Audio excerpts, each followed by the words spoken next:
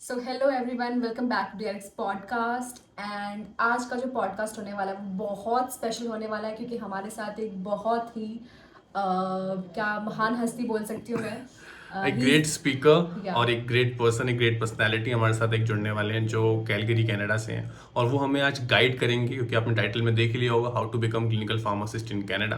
तो वो आपको समझाएंगे, आपको बताएंगे कि कैसे, एक पाथ बताएंगे कि वो कैसे आपको कनाडा तक पहुंचना है, he will give you a vision through which you can go to proceed Canada. To हाँ, कनाडा। तो करते हैं इस पॉडकास्ट को शुरू।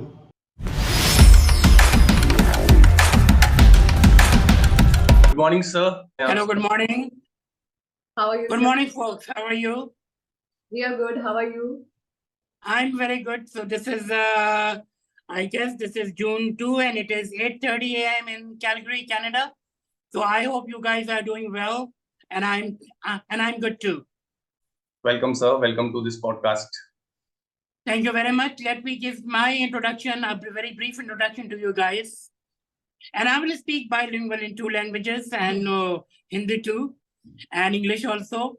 I am basically a pharmacist with my doctorate in pharmacology and two fellowships and one board certified pharmacotherapy specialist. Okay, so I'm in Canada for the last 20 years and I am heavily involved in teaching of different medical sciences, whether it is a medical school or a pharmacy school, nursing school, physiotherapist student, whatever. Because a pharmacist is a very versatile person. You can do so many things in your profession. And I'm so lucky. When I started my profession, I worked in production also. I worked in pharmaceutical industry in the GlaxoSmithKline for 5 years. So I know about all production, quality control, quality assurance, little bit of the pharmaceutical marketing. And then I joined, and then I did my master's in pharmacology. After that, I said, no, my field is a teaching because this is my passion, this is my love. But I worked again 5 years in a hospital, very big hospital, which is made by Canada, Aga Khan Medical University. I served there 5 years in different satellites of the pharmacies, like the Ops and Gynae, surgical pharmacy. And then eventually, I'm a professor in front of you. तो आपको जो भी सवाल मुझसे पूछने, you are very welcome to ask me anything. मेरा ख्याल में मैं हिंदी बहुत अच्छी बोलता हूँ, तो I hope everybody can understand very well. And क्योंकि अंग्रेजी यहाँ बोली जाती है, I am living in English speaking country. लेकिन आपको मैं फिर से बता दूं, जब मैं सुबह उठता हूँ सो के, तो मैं कनाडा में होता हूँ। जब मैं रात को होता हूँ तो मैं अपनी ही मुल्कों में, इंडिया पाकिस्तान में होता हूँ। अपनी मिट्टी अपनी होती है, that's not no doubt about it. But anyway, you guys are very welcome to Canada, and whatever I can do help for you, you are all welcome. So please ask me, Dr. Nilesh and Dr. Pragya. सबसे important चीज जो हमने Canada की सुनी है वो है weather. थोड़ा वेदर के बारे में बताएं आप। Yeah, weather is actually people normally say it's a very harsh weather क्योंकि बहुत सर्दी होती है हमारे यहाँ। Calgary is a mountain city. Okay, from Calgary to Vancouver, it's beautiful. जैसे आपके मेरा ख्याल में हिमाचल प्रदेश है या नैनीताल वगैरह है या इस तरह की जगह हैं। तो I live in Calgary. Calgary is a city, Alberta is the province. बाकी मैं ओंटारियो में भी रह चुका हूँ, टोरंटो में। It is just like a Bombay. Okay, पूरा Canada is a very cold country, but I'm a winter person actually, so I love cold weather. Minimum temperature last year भी -45 गया था, लेकिन देखिए आसानी क्या है, फैसिलिटीज इतनी है कि हर चीज हमें पता भी नहीं चलता। अंदर वही टी शर्ट में घूम रहे होते हैं, अंदर तो लगता है गर्मी है। मैं तो हर वक्त पंखा चलाता हूँ, मैं तो बैठ भी नहीं सकता उसके बगैर, क्योंकि बात सारी ये होती है कि सर्दी तो बाहर है। अभी भी मेरे बैग उसमें एसी चल रहा है ऊपर, हालांकि आज सुबह 6 डिग्री था अभी हमारे यहाँ। Very windy and very chilly, but I love cold weather. उसकी वजह शायद ये भी है कि मैं हॉट कंट्री से आया हूँ, and we people are very hot too. We are haughty Indians and Pakistanis, so that's why I love cold weather. ऐसा कोई मसला नहीं है, सब एडजस्ट हो जाते हैं। I have a lot of Indian friends who are clinical pharmacists here, and that I will talk later in a bit. Yes, Dr. Nilesh, go ahead. Sir, facilities और एडवांटेजेस क्या हैं अगर कोई कनाडा मूव करना चाहता है तो उसके लिए? देखिए particularly I am talking to a pharmacist generally. तो देखिए मूव करने के लिए यह है कि अव्वल तो यहाँ पे फार्मासिस्ट का मतलब है क्लिनिकल फार्मासिस्ट। हम जो पढ़ाते भी हैं यहाँ पे फार्मडी का प्रोग्राम, वो भी हम पेशेंट्स के लिए पढ़ाते हैं आपको, हम इंडस्ट्री के लिए नहीं पढ़ाते। यहाँ पे कोई फार्मासिस्ट जो है नोबडी कैन जॉइन इंडस्ट्री, क्योंकि जो फार्मासिस्ट इंडस्ट्री में है वो फार्मासिस्ट नहीं है, उनका टाइटल फार्मासिस्ट नहीं होता, because they don't have to write any examination, they don't have to write any licensing examination.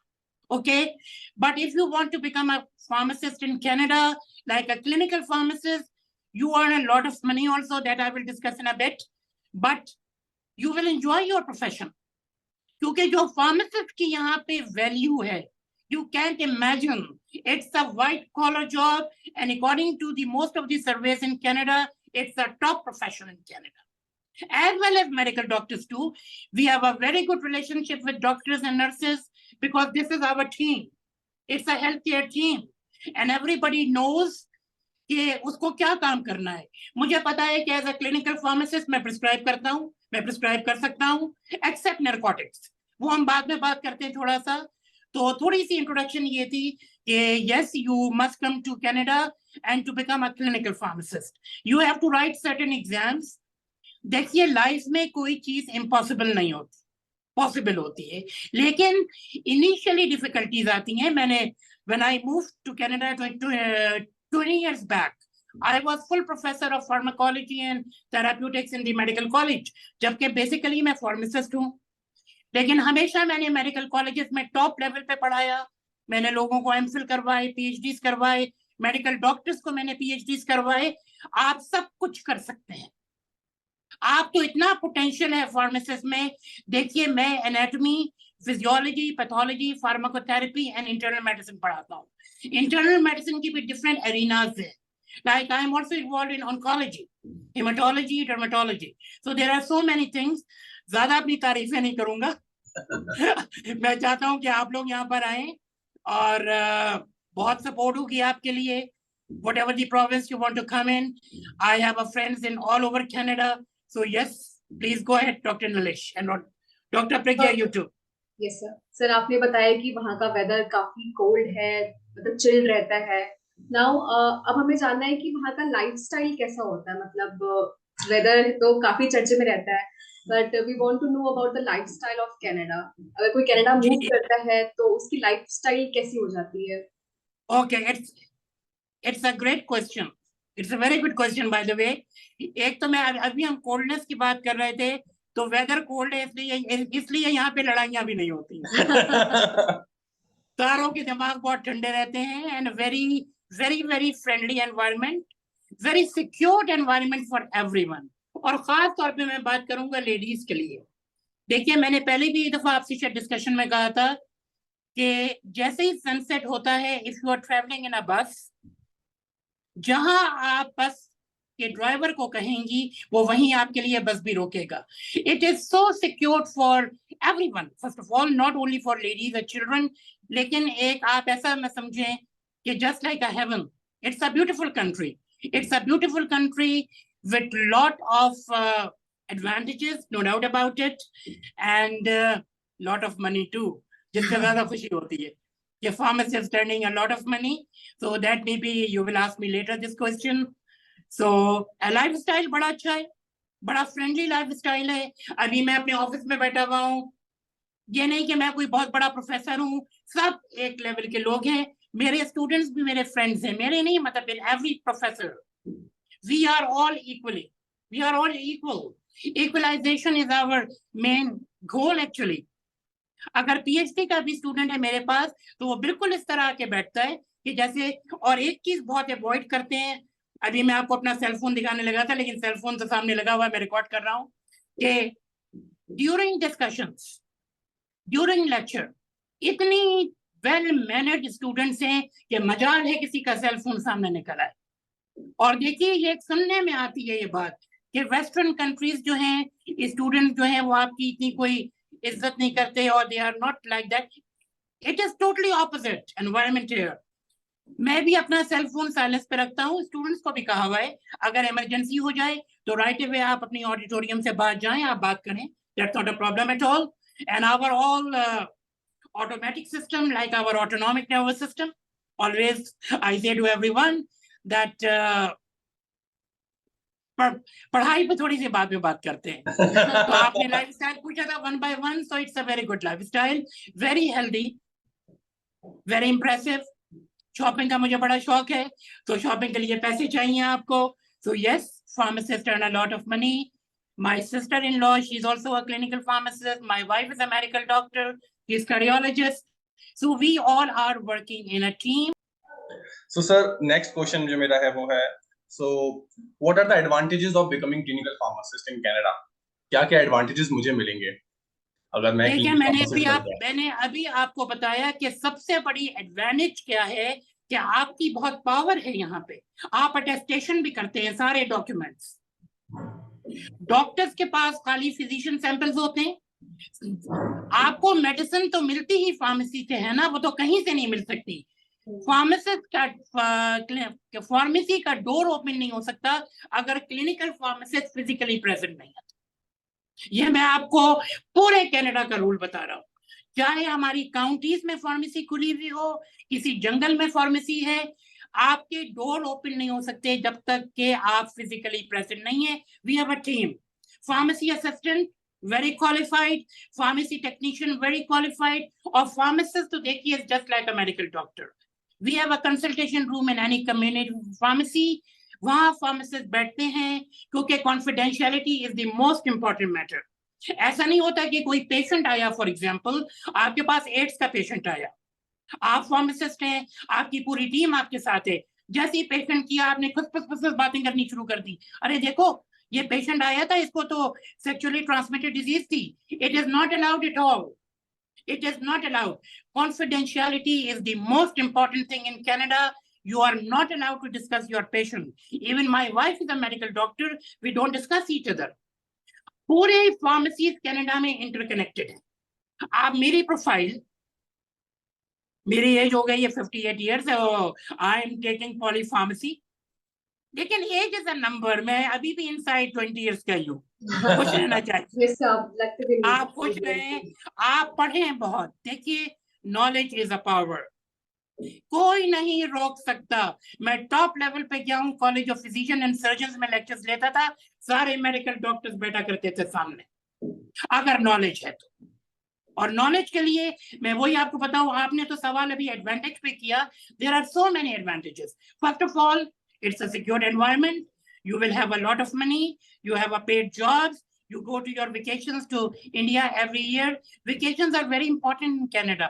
वो कहते हैं कि छुट्टी ले, क्योंकि अगर आप vacations पे नहीं जाएंगे तो you're mentally you will not be healthy. So that is very important. तो आपको, और जब मुझे कभी स्ट्रेस होता है, हर आदमी को स्ट्रेस होता है, तो मैं भाई गाने सुनता हूँ, इंडियन गाने. मुझे इंडियन गाने बहुत पसंद है. और अगर ज्यादा जोश दिलवाना है तो इंडिया में भी हिंदी को छोड़ के पंजाबी गाने सुन लें आप. There are so many different things you can do. Or you can pray. There are so many relaxation techniques also. By the way, I am a physical therapist also. I am teaching physical therapy. I am the author of 5 books also, and many achievements. लेकिन ये भी बता दूं, I was a very average student. मैं topper नहीं था कभी से. मेरा ख्याल में डॉक्टर प्रज्ञा यहाँ पे टॉपर बैठी हुई है, तो मुझे तो बात करते हुए शर्म आ रही है कि मैं क्या बात करूं. मेरे सामने तो टॉपर लोग बैठे हुए हैं. और डॉक्टर नीलेश भी बहुत ही इंटेलिजेंट और बहुत ही नाइस पर्सनालिटी. सबसे बड़ी बात देखिए, मैं आपको बताऊं, इंसान का अच्छा होना सबसे बड़ी बात है. पेशेंट आपको प्यार करते हैं, पेशेंट आपको लव करते हैं, वो पूछते हुए आते हैं. उनको ये भी नहीं पता होता है कि who is a pharmacy assistant, who is a pharmacy technician, who is a pharmacist. वो सिर्फ आपसे पूछते हैं हमें वो चाहिए. अब अगर मैं ये कह दूं कि हमें रेखा जी चाहिए जो सामने बैठी हुई हैं, डॉक्टर प्रज्ञा रेखा लग रही है मुझे आज, और नीलेश, और डॉक्टर नीलेश शर्मा तो हैं हीरो, हमारे हीरो हैं बहुत बड़ी वो. और very nice personality. Yes, go ahead doctor Nilesh. Okay sir. So जैसे हमारे इंडिया में फार्मडे इज 6 ईयर कोर्स जिसमें 5 इयर्स एकेडमिक्स के होते हैं और 1 ईयर इंटर्नशिप के होते हैं. तो मेरा क्वेश्चन ये है कि क्या कनाडा में भी सेम है या फिर वहाँ पे कुछ डिफरेंट है?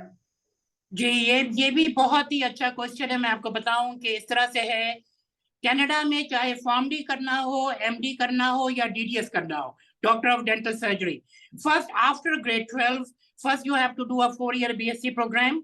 अच्छा, BSc प्रोग्राम ज्यादातर मेडिसिन वाला होता है, लेकिन हमारे यहाँ कोई प्रॉब्लम नहीं है।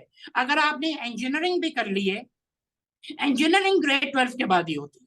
अगर आपने इंजीनियरिंग करने के बाद भी PharmD करना है तो you are very welcome if you can cope this situation.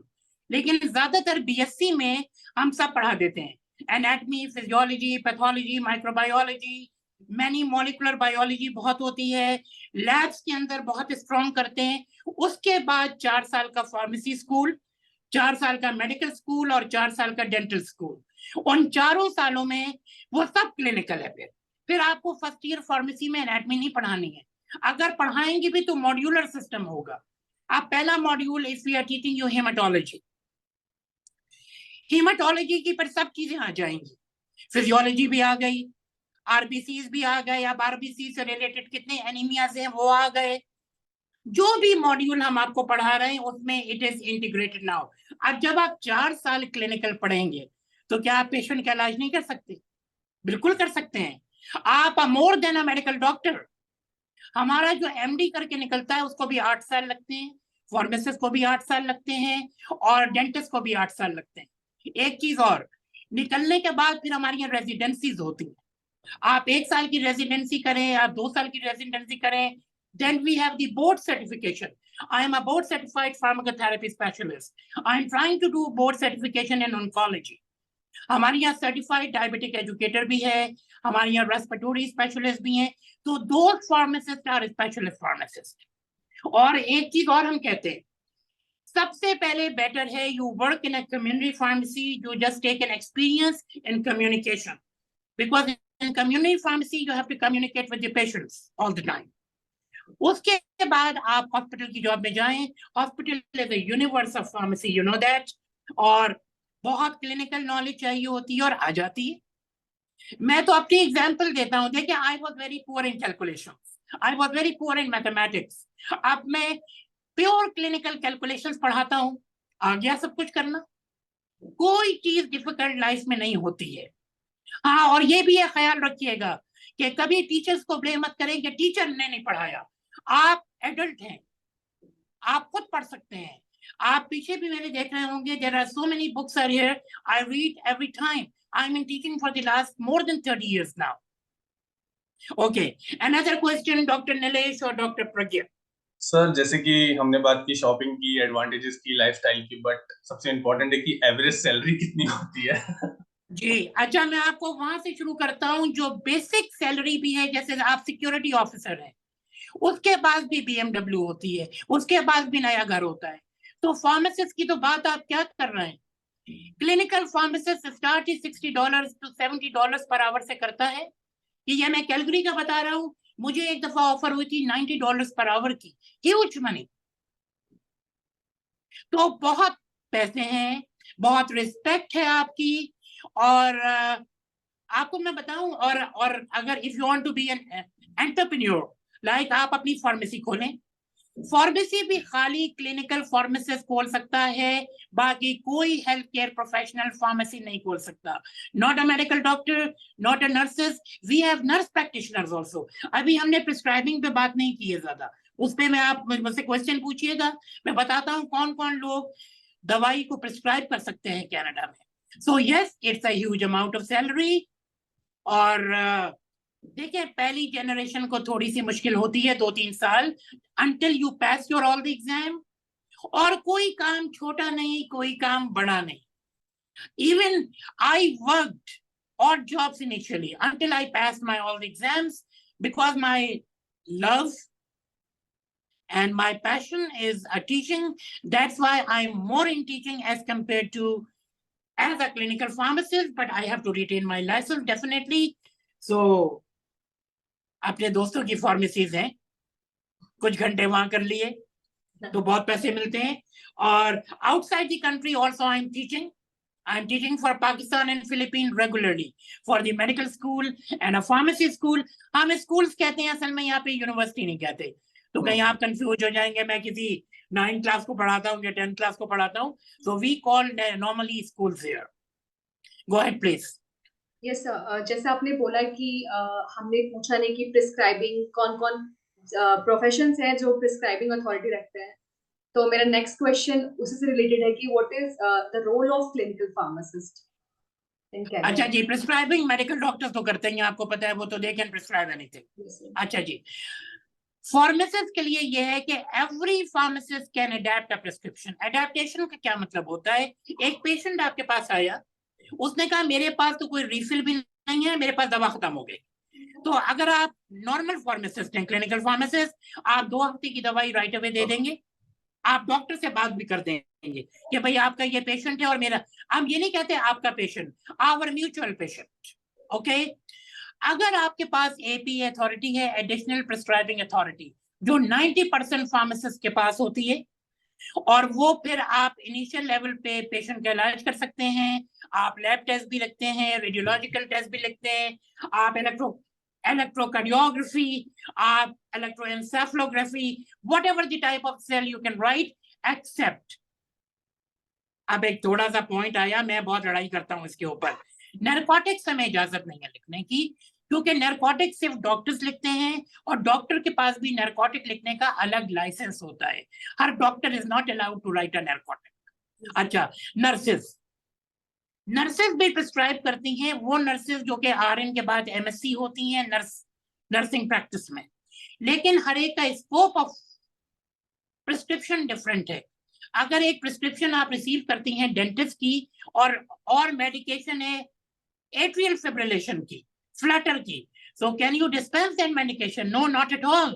You have to talk to the dentist that why you prescribe this medication, and very, very humbly, always, respect is number one.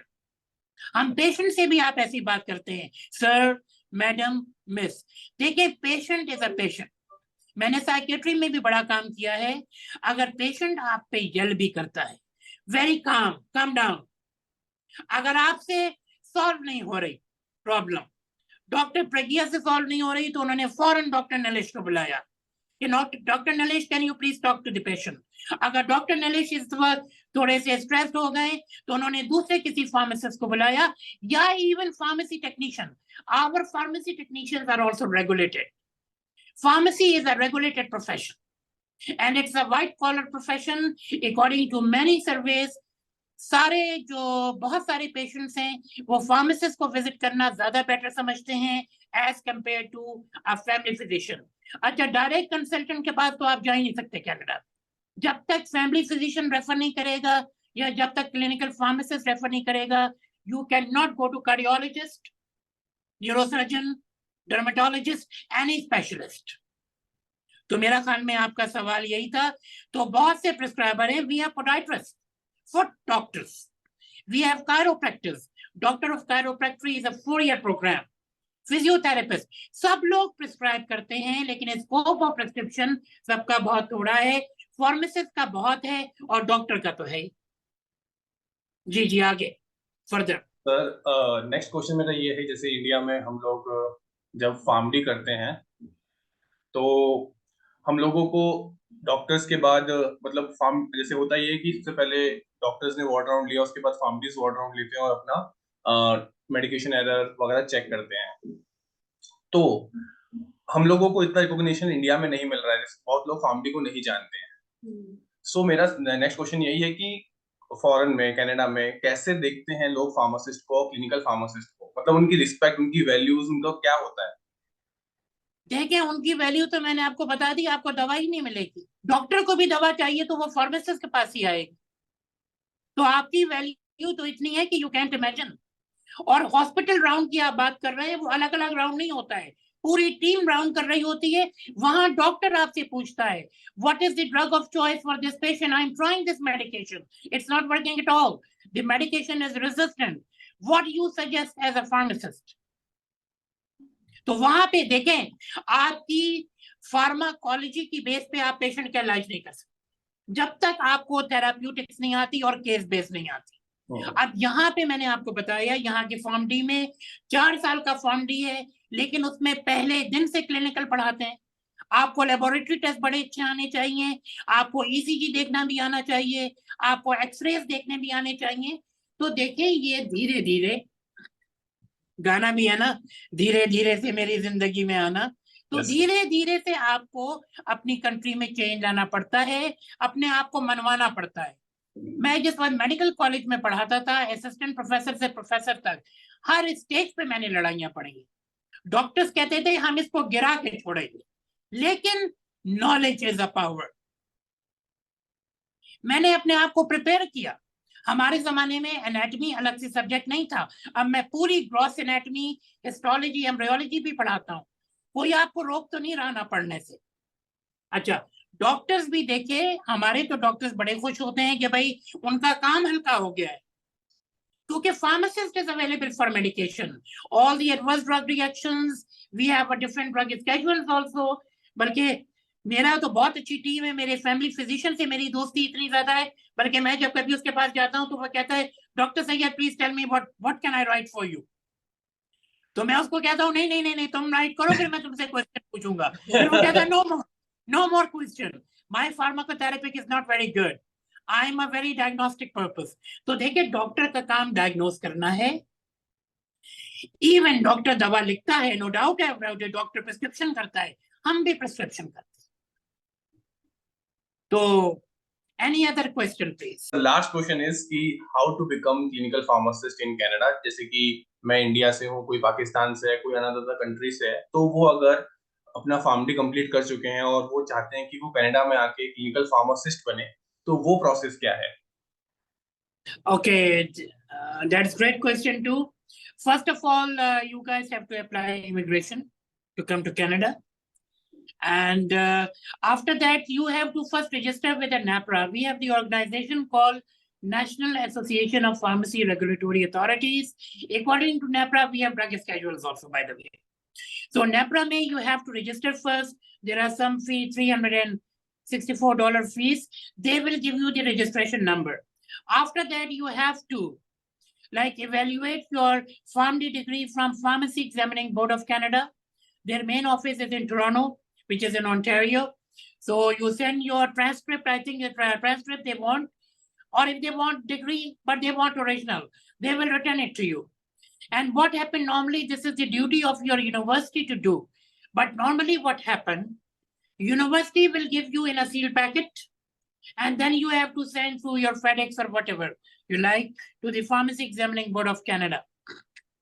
They will evaluate your degree. After that, they will send you a letter. Yes, you are approved for that. After that, we have first exam for the international pharmacy graduate, that is evaluating exam. It's a 2 papers. जब मैंने दिया था काफी साल पहले तो एक ही दिन में, एक सुबह होता था, एक शाम होता था। अब उन्होंने 2 दिन अलग कर दिए। All multiple choice based. जितना कुछ आपने इंडिया में फॉर्मडी में पढ़ा है वो समझिए वही कोर्स आपका उसमें आता है, क्योंकि that exam is only for international pharmacy graduate. जब आप वो पास कर लेते हैं, अच्छा वो भी देखिए कोई इम्तिहान आसान नहीं होता, आपके भी इम्तिहान आसान नहीं होते, तो हमारे भी इम्तिहान आसान नहीं होते, लेकिन इम्पॉसिबल नहीं है कुछ, सब पॉसिबल है। उसकी तैयारी के यहाँ सेंटर खुले हुए हैं। Canadian government is a very helping government, आपको हेल्प करती है, ठीक है जी। उसके बाद जब आप इवेल्युएटिंग पास कर लेते हैं तो क्वालिफाइंग एग्जाम होता है। क्वालिफाइंग में कैनेडियन ग्रेजुएट भी बैठते हैं, उनको भी एग्जाम देना होता है, या अमेरिकन ग्रेजुएट्स। अगर कोई अमेरिका से कनाडा मूव हो रहा है तो वो भी क्वालिफाइंग देगा। क्वालिफाइंग के 2 पार्ट्स हैं। Part 1 is a multiple choice, but that is pure clinical. I am giving you one example. If there is a case of a beta blocker, ठीक है जी, उन्होंने पूरा केस सिनेरियो आपको दे दिया और 5 बीटा ब्लॉकर्स के नाम दे दिए, atenolol, metoprolol, pindolol, labetalol, which is a combined beta alpha or whatever. According to the condition of the patient and the lab reports, you have to choose one beta blocker. तो उसकी हमारी books आती, वो आम pharmacology की book में नहीं लिखा होता। Comparison within the same class. And देखिए, I am a pharmacologist, okay. हम लोग ये कहते हैं कि सबसे पहले आप ड्रग कैटेगरी को देखें। अगर बीटा ब्लॉकर्स पढ़ रहे हैं, पहले तो ओवरऑल आप बीटा ब्लॉकर्स को पढ़ें, फिर इंडिविजुअल बीटा ब्लॉकर्स के आपको वो चाहिए होते हैं कि differences, what is atenolol, what is the difference, what is the receptor selectivity, कौन सी ज्यादा वाटर soluble है, कौन सी ज्यादा fat soluble है. Okay, I'm not teaching pharmacology right now, so back to my topic, MCQ. So MCQ इस तरह का होता है. Second exam जो कहलाता है qualifying में, that is OSCE, Objective Structured Clinical Examination, that Canada arranged in a hospital.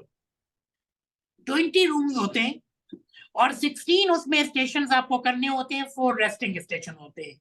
ये भी मुमकिन है कि पहला स्टेशन ही आपका रेस्टिंग स्टेशन, बेल बजती है, आप रूम के बाहर जाके खड़े हो जाते हैं और डोर के ऊपर एक मैसेज लिखा हुआ होगा, जनरल मैसेज, कि आप अंदर जाएंगे और आप किसी पेशेंट से मिलेंगे या डॉक्टर से मिलेंगे या नर्स से मिलेंगे या डेंटल सर्जन से, किसी से भी मिलेंगे आप.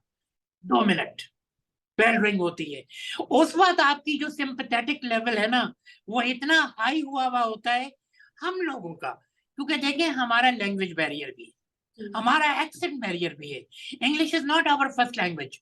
अच्छा, बेल बजी, आप अंदर गए, अंदर जाते ही सबसे पहले आप चेयर पे बैठ जाते हैं, टेबल होती है सामने, टेबल पे पेशेंट प्रोफाइल लगी हुई.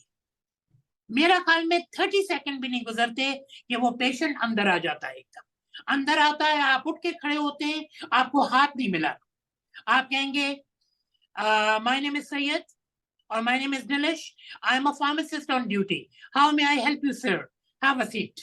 अब वो बैठ गए. आप 7 मिनट हैं आपके पास. This is open book exam. हमारी कंपेंडियम ऑफ फार्मास्यूटिकल स्पेशलिटी जो कनाडा की ड्रग बुक है वो भी रखी हुई है, कुछ रिसर्च पेपर भी रखे हुए हैं जो उस केस से रिलेटेड है. अच्छा, पेशेंट ने कुछ पूछा आपसे, और एक बहुत इंपॉर्टेंट चीज है यहाँ पे, यूके में भी, नॉर्थ अमेरिका में भी, बगैर किताब से पढ़े हुए आंसर नहीं देते.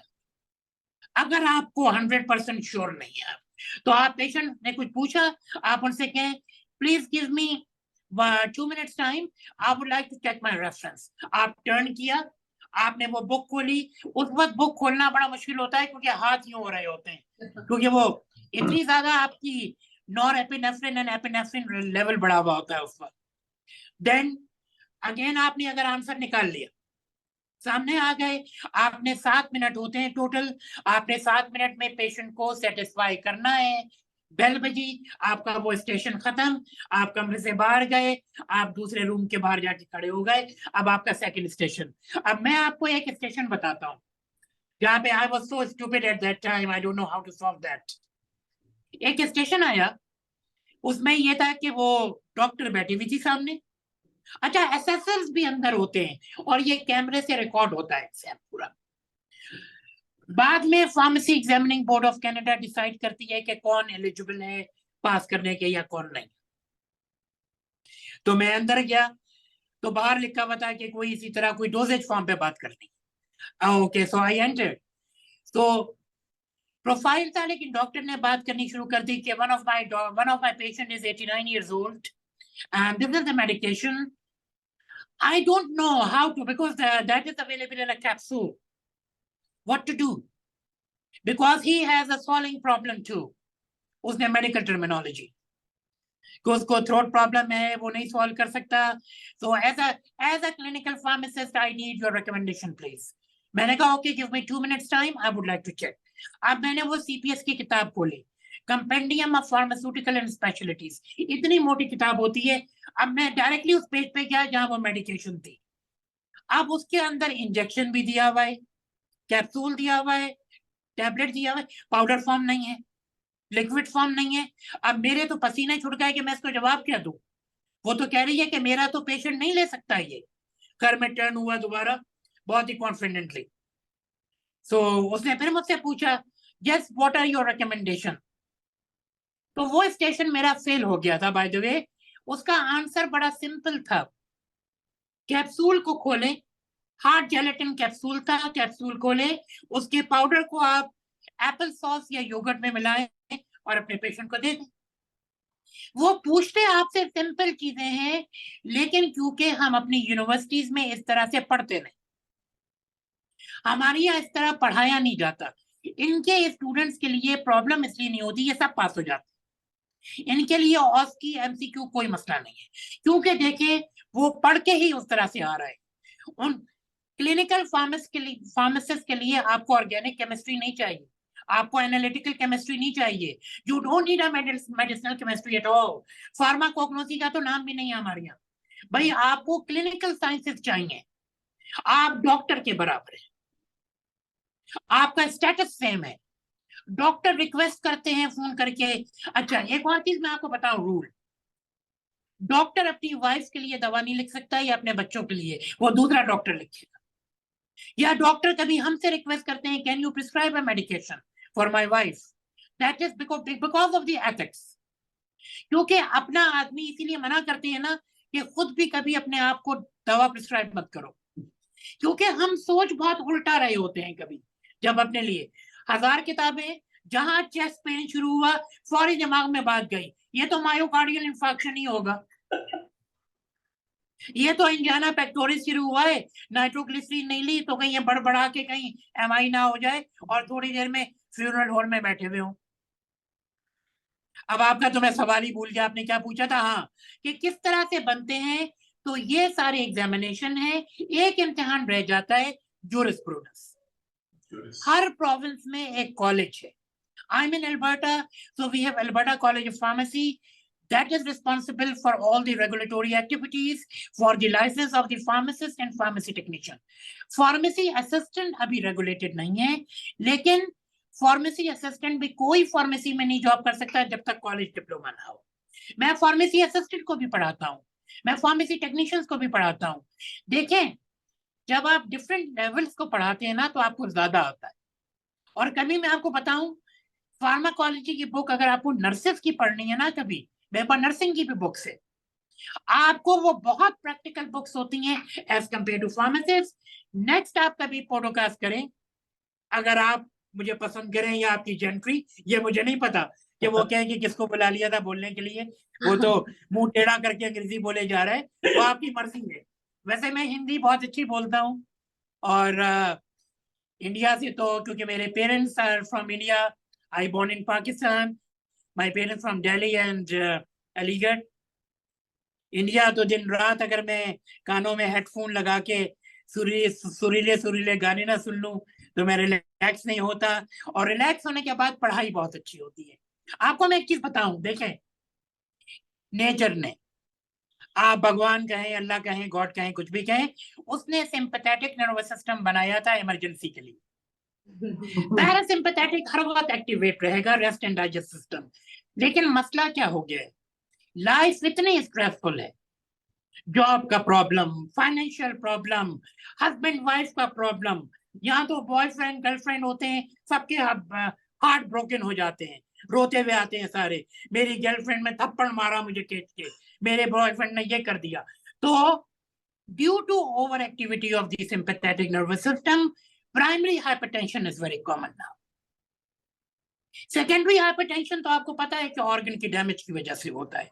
और मैं तो चाहूंगा कि मैं आपके इस, मुझे शुद्ध हिंदी इतनी अच्छी नहीं आती, कोशिश करता हूं बोलने की, कि आपके माध्यम से, आपके इस चैनल से, अगर आप फार्माकोथेरेपी मुझसे कभी डिस्कस करना चाहें topic by topic, I love to give you, and I love India too, why not, I love Pakistan also, and I am Canadian citizen now, but दिल तो अपना वहीं पे है, अपनी जमीन में। और आप बहुत अच्छे हैं दोनों, आप बहुत टैलेंटेड हैं, आपके प्रोफेसर यकीनन बहुत अच्छे होंगे, मैं चाहूंगा कभी आपके प्रोफेसर से मिलें। और salute to National Institute of Medical Sciences कि उन्होंने इतने अच्छे और वेल मैनर्ड ग्रेजुएट, क्योंकि मैंने आपको बात बताई, very first thing is your mannerism. इज्जत करना सीखें, आपको जिंदगी में बहुत इज्जत मिलेगी। और मेरे लायक कोई खिदमत हो, कुछ चाहिए, आपको पीडीएफ वर्जन चाहिए, आपको ऑडियो विजुअल चाहिए, when you move to Canada I will train you, we have a lot of bridging programs here, so that's not a problem at all. We are lucky कि हमने English में पढ़ा है। देखिए, अरब countries के भी pharmacist आते हैं, सब बन जाते हैं।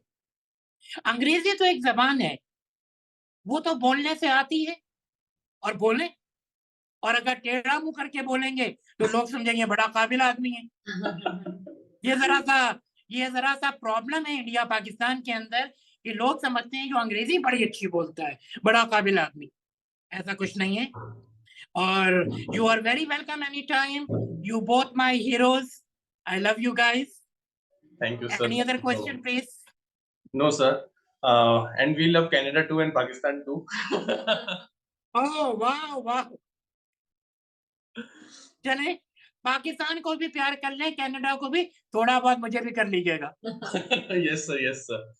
Thank you. Thank Okay. you so much, sir. You are very welcome anytime. And next time I will be with you. I hope we will have some clinical topic.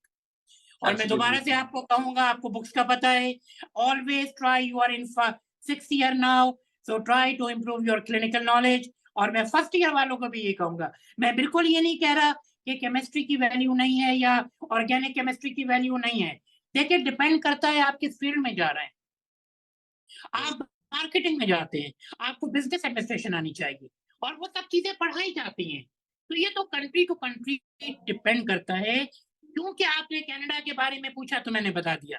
अभी आप मुझसे इंडिया पाकिस्तान के बारे में पूछते, मैं दोनों चीजें बताता कि आपको इंडस्ट्री भी बहुत अच्छी आनी चाहिए, आपकी फार्मास्यूटिक्स बहुत अच्छी होनी चाहिए। Clinical sciences, I love it and thank you very much folks. Thank you You so guys much. looking Sir. very handsome too, and you are very handsome, and see you later sometime. So you are handsome too. And bye India. सारे बच्चों को, सारे professors को बहुत मेरा सलाम, नमस्कार, धन्यवाद, या जो भी। मैं शुद्ध हिंदी आजकल सीख रहा हूँ। आप ही ने मुझे बुक भेजी है एंड आई लव हिंदी। थोड़ी थोड़ी मैं पढ़ भी लेता हूँ, लेकिन ऐसा ही है, ऐसी लाइफ चल रही है, अच्छी लाइफ चल रही है। Try to be happy. आपके पास थोड़ा भी है, हैप्पी रहना सीखें। सबकी जिंदगी में प्रॉब्लम्स हैं, किसी की जिंदगी 100% नहीं होती, लेकिन ट्राई टू बी स्माइल। जब आप मुस्कुराते हैं, मैं सवाल तो नहीं पूछूंगा आपसे, आपके एंडोर्फिन्स, आपके एनकेफेलिन। एक तो मसला ये है हम लोगों का, जब हम नॉर्मल बात करते हैं फौरन हम मेडिकल साइंसेस पे आ जाते हैं। Sir. कल मैं लेक्चर में बता रहा था, जैसे हेडेक को कहते हैं सेफेल्जिया और सेफलोडिनिया। तो मैंने उस लड़की से कहा, एक स्टूडेंट से कहा, मैंने कहा अपने हस्बैंड से मत कहना कि तुम्हें सेफलोडिनिया हो रहा है या सेफेल्जिया हो रहा है, वो राइट अवे कहेगा, go to mental hospital please. So that is the end of our lovely session. Okay, bye, take care, thank you very much, have a Thank you great so day. much, sir, for giving your valuable time, and I hope इससे बहुत सारे लोगों को vision मिली होगी और mind clear हुआ होगा कि क्या करें फैमिली के बाद और क्या क्या कनाडा में Yes. अच्छा इसका स्कोप है। So thank you so much once again. क्योंकि बहुत और सारे देखिए, one more मैं आपको लास्ट में एक चीज बता दूं कि आपके कनाडा आने से आपकी फैमिली को कितना फायदा है। Exactly. आपके पेरेंट्स आएंगे, आपके सिबलिंग्स आ सकेंगे। एक जनरेशन को थोड़ी सी मुश्किल होती है 2-3 साल की, उसके बाद जब आप बन जाते हैं वारे न्यारे आपके। Yes, sir. Yes. और फिर तो मैं आपके साथ शॉपिंग पे चला करूंगा, शॉपिंग करेंगे बहुत अच्छी सारी। Yes, sir. Yes, sir. Quality of life okay, improve बाय, करेंगे। Take care, Bye, bye. sir. Bye. Thank you, sir. So I hope कि इस पॉडकास्ट से आप लोगों को बहुत कुछ सीखने मिला होगा कि कनाडा में क्या स्कोप है, क्या फैसिलिटीज़ है, क्या एडवांटेजेस हैं, how Canadian people see clinical pharmacist there, और क्या जॉब्स हैं, सैलरीज, जो भी हमने डिस्कस करा। बहुत सारे डाउट्स थे आप लोगों के, तो वो सारे हमने कोशिश किया कि हम इस पॉडकास्ट में कवर करें, और हम फ्यूचर में और भी पॉडकास्ट करेंगे सर के साथ भी और बहुत लोगों के साथ भी, जिससे कि एक जो भी प्रॉब्लम आ रही है ना, वो हम उन्हीं से पूछेंगे कि आप कैसे इसको देखते हैं। और एग्जैक्टली, क्योंकि हम यहाँ पे हैं, वी डोंट नो मच कि कनाडा में क्या चल रहा है, बट अगर हम किसी पर्सन से जो वहाँ पे ऑलरेडी है, उनसे अगर हम चीज़ें पूछेंगे, डिस्कस करेंगे, तो it will be more helpful, ज़्यादा अच्छा रहेगा, बहुत बेनिफिशियल होगा आप लोगों के लिए भी। तो इसी के लिए हमने एक नेक्स्ट पॉडकास्ट भी सोच रखा है, जो है स्कोप। हम इसमें बात करेंगे स्कोप की, बीसीपीएस की। इसमें बीसीपीएस का एक बहुत बार नाम आया है, बीसीपीएस, उसकी भी बात करेंगे, और क्लिनिकल फार्मासिस्ट के स्कोप की बात करेंगे। ठीक है, तो बहुत सारी बातें होंगी। तो उसके लिए आपको इस पॉडकास्ट पे 1000 लाइक्स करवाने होंगे और 500 कमेंट्स कर रहे होंगे। तो हम नेक्स्ट पॉडकास्ट फिर से शूट करेंगे सर के साथ, और वो लाइव करेंगे। तो thank you so much. Please like करे बिना और शेयर किए बिना मत जाना। Thank you so much. Thank you.